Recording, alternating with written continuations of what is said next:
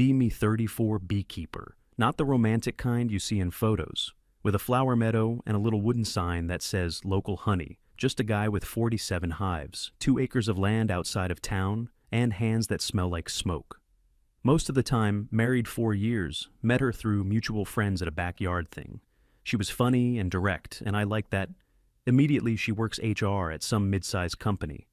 Downtown, her job is basically correcting how people behave at work, filing reports, mediating conflicts, sending emails with a lot of per our last conversation energy. She's good at it. She has this way of staying completely calm when someone is escalating at her, just waits them out. I respected that about her from the start, thought we were pretty well matched that way. Both of us on the quieter side, both of us comfortable with a slow kind of life. We weren't the couple that went out every weekend or had a packed social calendar, more the kind of people who stay in, cook something, argue mildly about what to watch, go to sleep. Fine life, not exciting by any metric, but genuinely fine. The property I have is about 20 minutes from town. Previous owner had a small orchard, mostly gone now, but a few of the apple trees are still there. I keep the hives along the tree line on the east side, where they get morning sun. The work is physical and slow and requires attention. You can't rush it and you can't fake it. Bees know the difference between someone who's paying attention and someone going through the motions. I learned that in my first season, and it stuck with me as a general philosophy about most things anyway. The first 2 years of marriage were good. We got into rhythms. I'd be up before she was most days, out to the hives at first light. She'd make coffee, take her time getting ready, drive into town. Evenings I'd usually have something started for dinner. By the time she got back, she'd change, come sit at the kitchen table, talk about her day while I finished cooking. I'd talk about whatever had come up with the hives. If anything notable happened, she asked questions about the work. She was actually curious, even though it wasn't her thing. Asked about why some colonies were more aggressive than others, about how you knew when a queen was failing, about the different honey varieties and what made them different. I liked that she asked. It made the work feel like it mattered to someone other than me. Things were solid. Then somewhere in year 3, the podcast started. I can't remember exactly when I first noticed. Think she mentioned something at dinner one evening, used a phrase I hadn't heard before.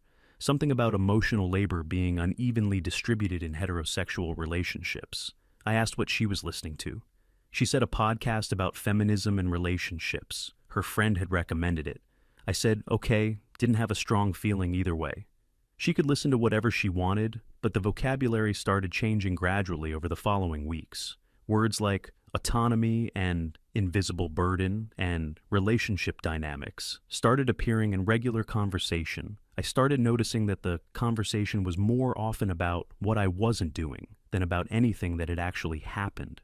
She'd come home, and instead of talking about her day, she'd open with something she'd heard on the commute about how men in relationships don't carry their share of the mental load, or about how women are conditioned to shrink themselves in partnerships. I'd listen, give my actual opinion if she asked, and mostly let it go. I wasn't going to start arguments about a podcast.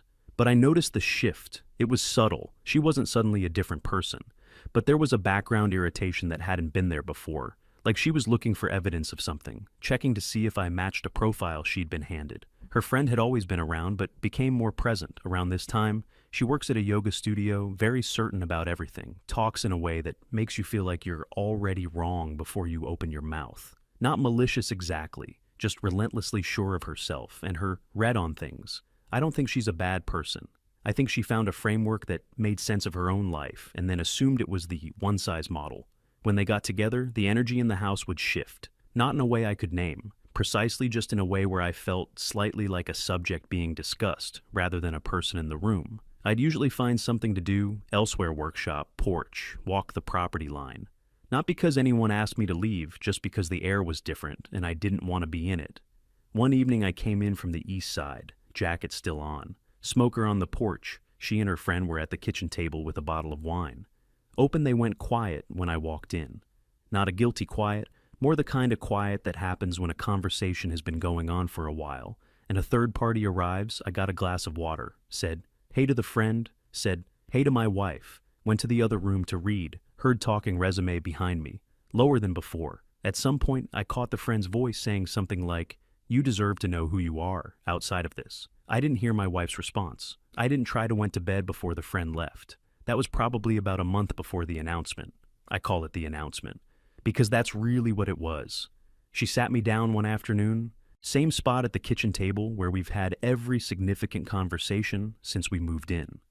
Hands folded, posture straight, said she'd been thinking for a while, and she needed to take a solo trip, not a vacation. She was clear on the distinction. A solo trip 2 weeks somewhere in the mountains, hostels, no fixed plan. She needed to prove to herself she could exist outside of the relationship on her own terms. She needed space to figure out who she was. As an individual, I took in what she said, asked if something was wrong between us. She said no, this wasn't about me. It was about her, about rediscovering who she was, outside of the structure we'd built together. I thought about it for maybe 3 seconds, said okay. Asked if she wanted a ride to the station, or if she was taking the car. She stared at me, genuinely looked like I'd answered in a language she didn't expect. Asked if that was really my whole reaction. I said I wasn't sure what other reaction she was looking for. She wanted to be independent. I wasn't opposed to that. So she should go.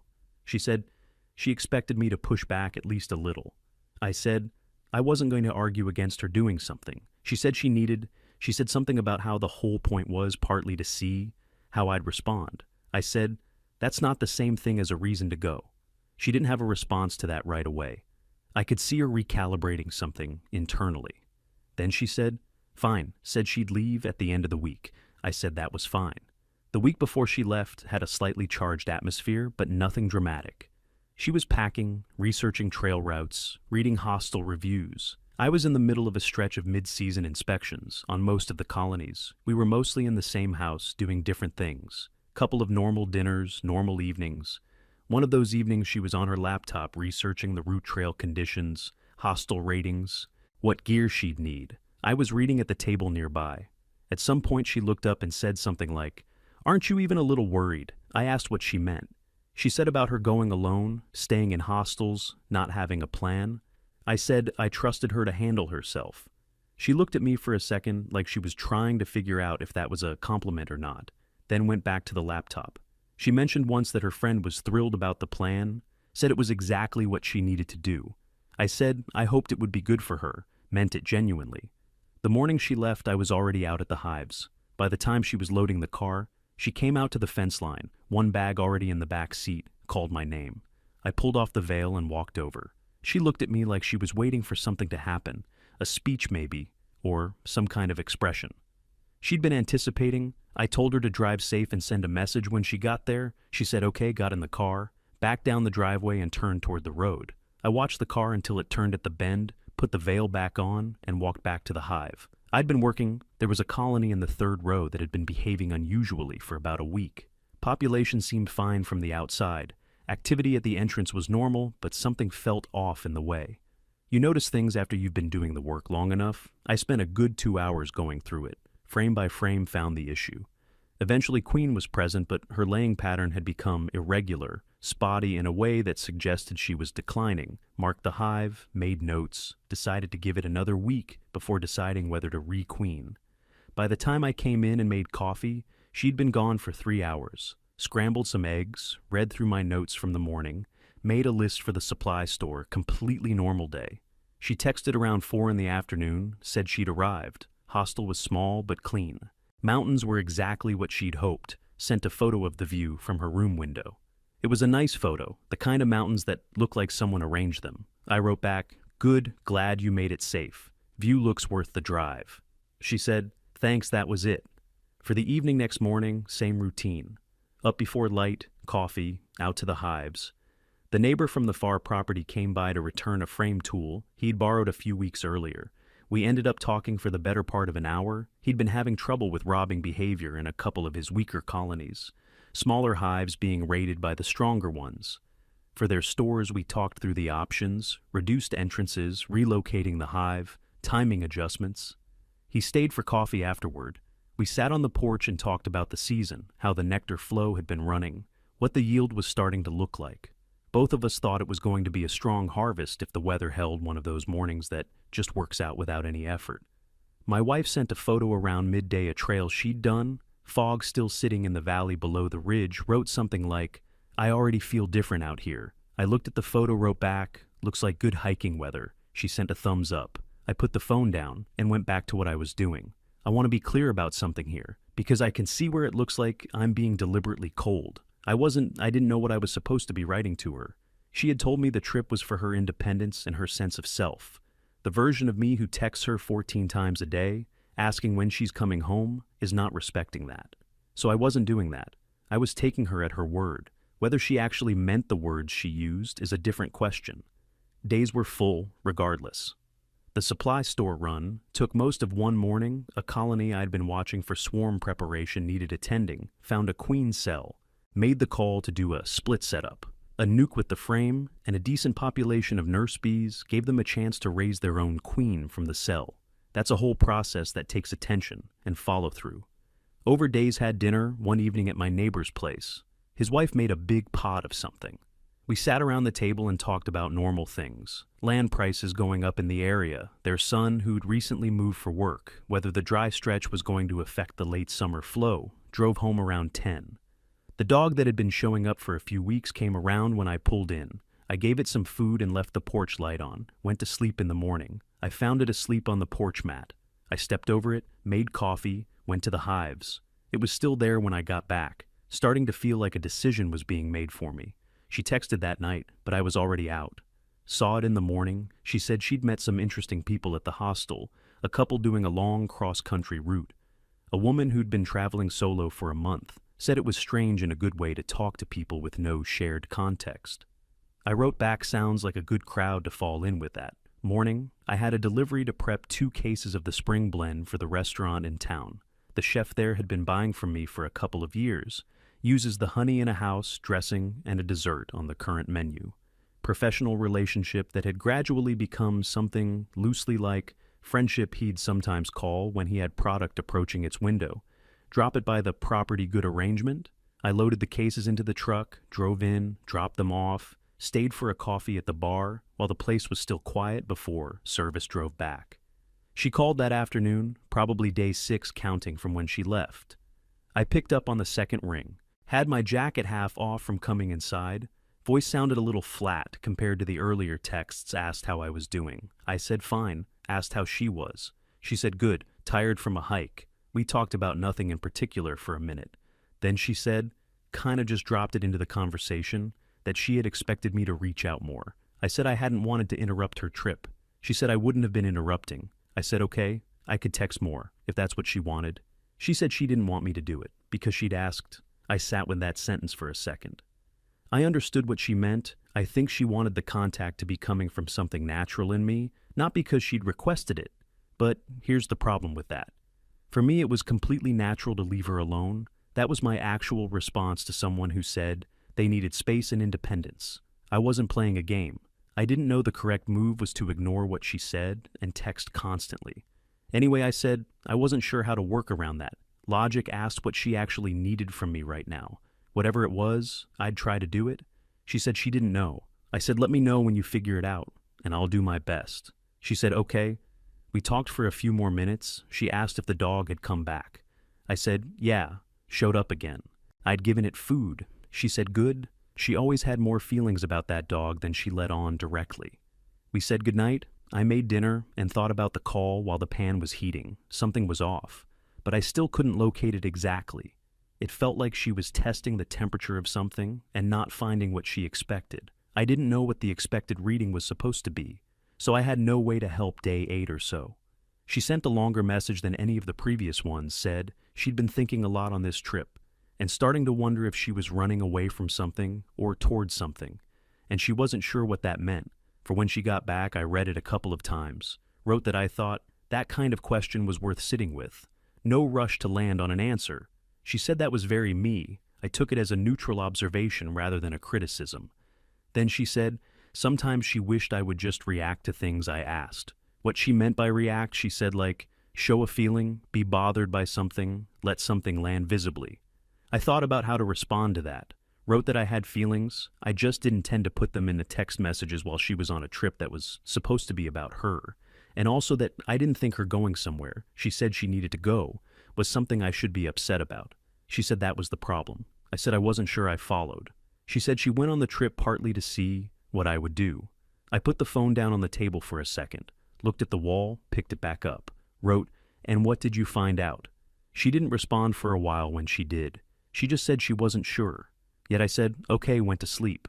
Day 9 was a big day. Had been planning a major extraction run for a while, and the timing had lined up. Neighbor came over with his extractor to run alongside mine. We set up in the barn, started pulling frames at mid-morning, uncapped. Got both machines running. It's loud when 2 extractors are going. It's also incredibly good smelling, in a way that's hard to describe. If you haven't been in a room full of fresh honey, there's a particular kind of satisfaction in watching the honey gate open and the product flow into the collection tank, especially when the color is right and the consistency is clean. This was one of the best runs I'd had, everything lined up. We filled over 80 jars by early evening, good amber, strong smell, the kind of product that photographs well and tastes exactly like. It looks neighbor stayed for dinner. We were both tired in the good way that comes from physical work that goes well made. Pasta, opened a couple of beers, talked about next week, about the market schedule, about whether the late flow would support another extraction before the season closed. He left around 9. I cleaned up, labeled a first batch of jars, lined them up on the kitchen shelf. They caught the light from the overhead in a way that looked genuinely satisfying, took a photo. Sent it to the restaurant contact with a note about availability. She texted that night, said she was having trouble sleeping. I said, hostel beds could be rough on you. She said it wasn't the bed. I asked what was on her mind.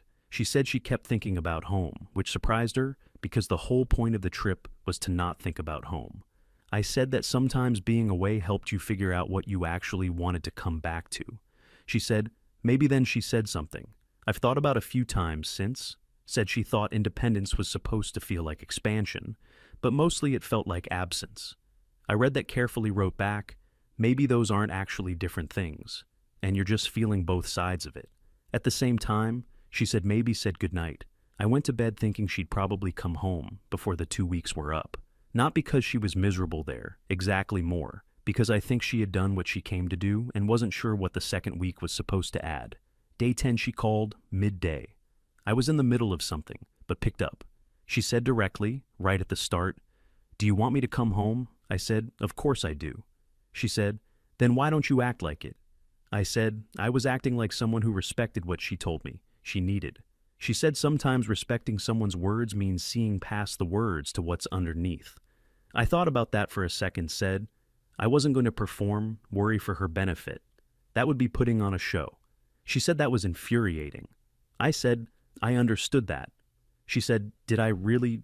I said, I thought I did. She went quiet, then said she was thinking about coming back early. I said if she wanted to come back, she should come back. Whenever felt right was fine.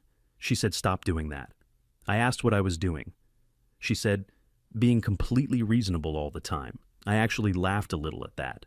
Said I didn't know how to apologize for being reasonable. She was quiet again.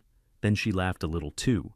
Reluctantly, the way you laugh when something is funny and you don't want to give the other person the point. Said this wasn't going how she planned. I asked what the plan was. She said she wasn't going to tell me. I said that was fair. She said she'd let me know about timing. I said okay, I'd have dinner ready whenever she got back. She said okay.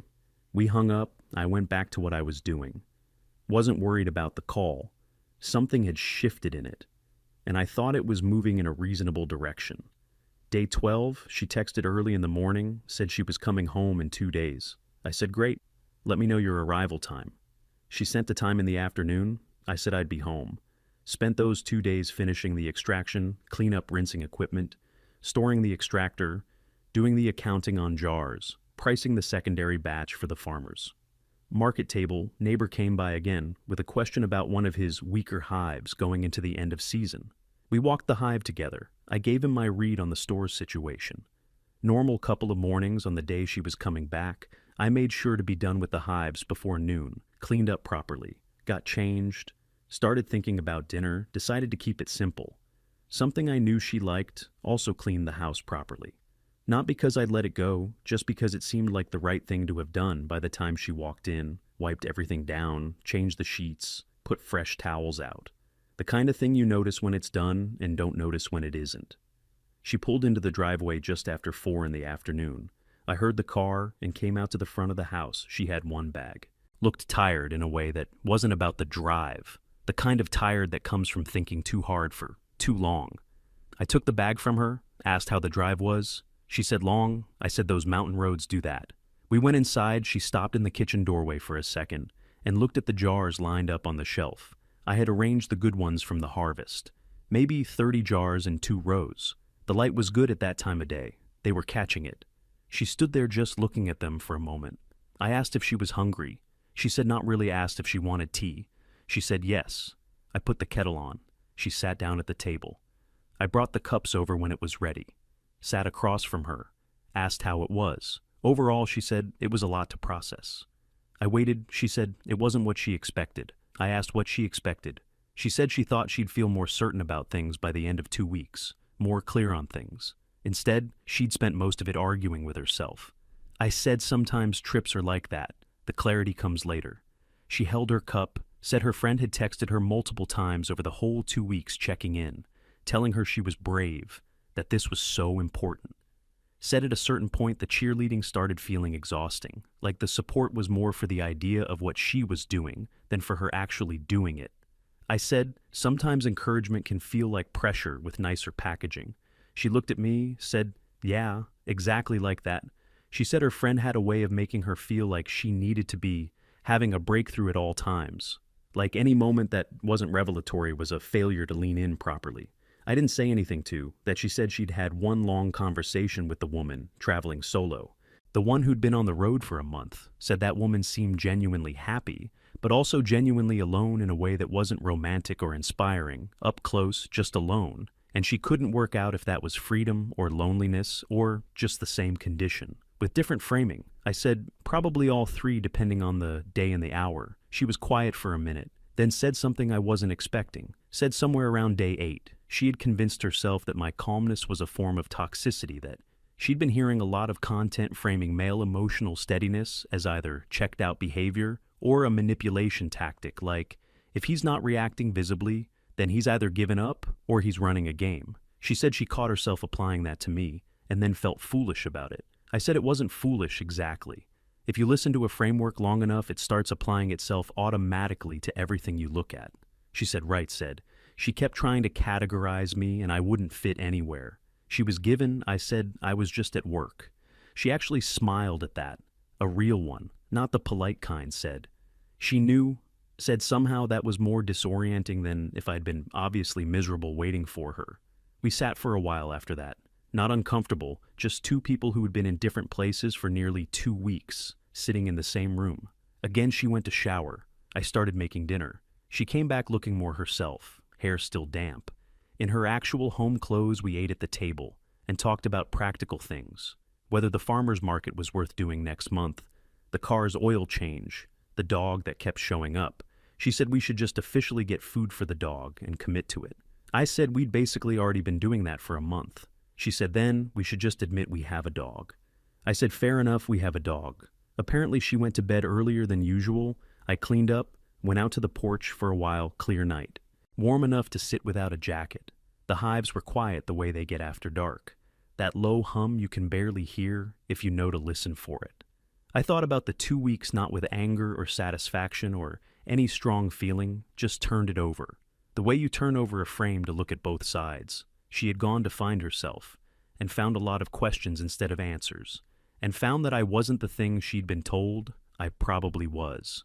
I didn't know yet if that was good or complicated for us, thought it was probably both. At the same time, went inside, went to bed. The following days were adjustment, nothing dramatic, just recalibration. She went back to work, I went back to the hives.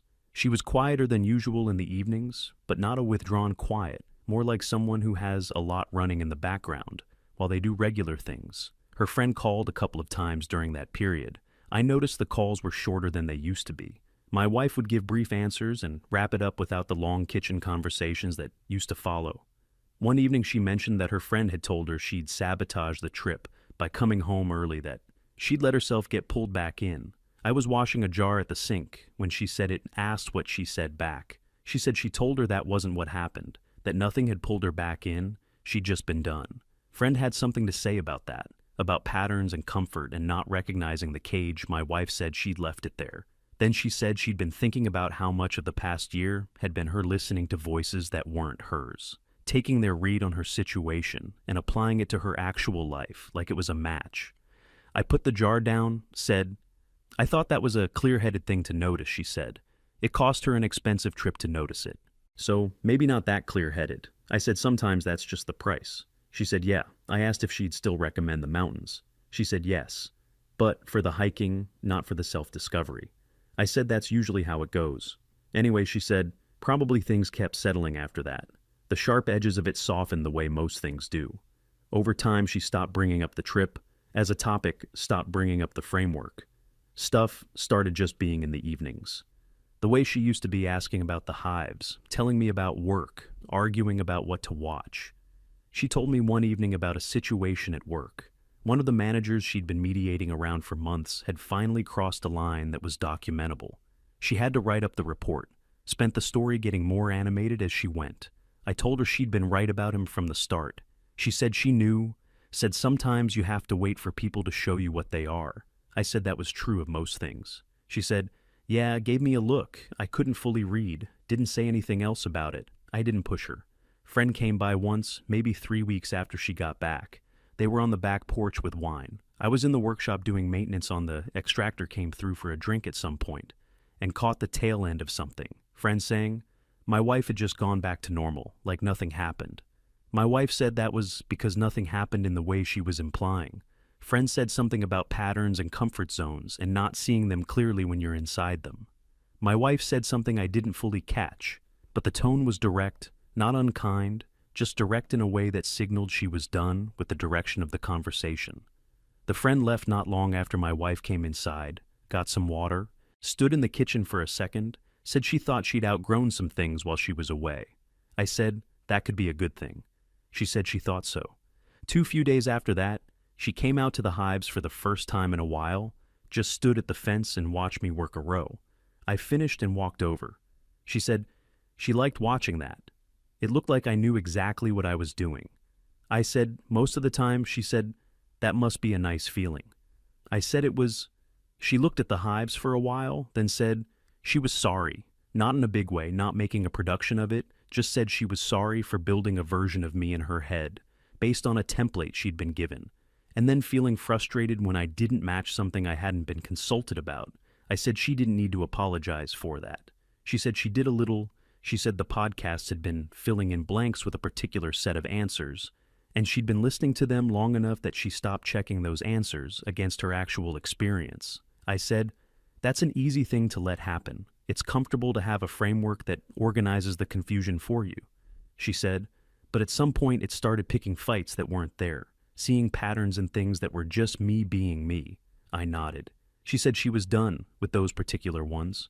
Not with the broader ideas necessarily, just with that specific source. I said that seemed reasonable. She said I didn't have to be diplomatic about it. I said I wasn't being diplomatic. I genuinely didn't think all the ideas were wrong, just that they'd been applied badly to a situation that didn't fit the template. She looked at me for a second, said, okay. She went back inside. I went back to the hives. The season ended strong, best harvest in 3 years. By a clear margin, the restaurant doubled their standing order for the following year. I added 2 new colonies over winter from the split that had worked out.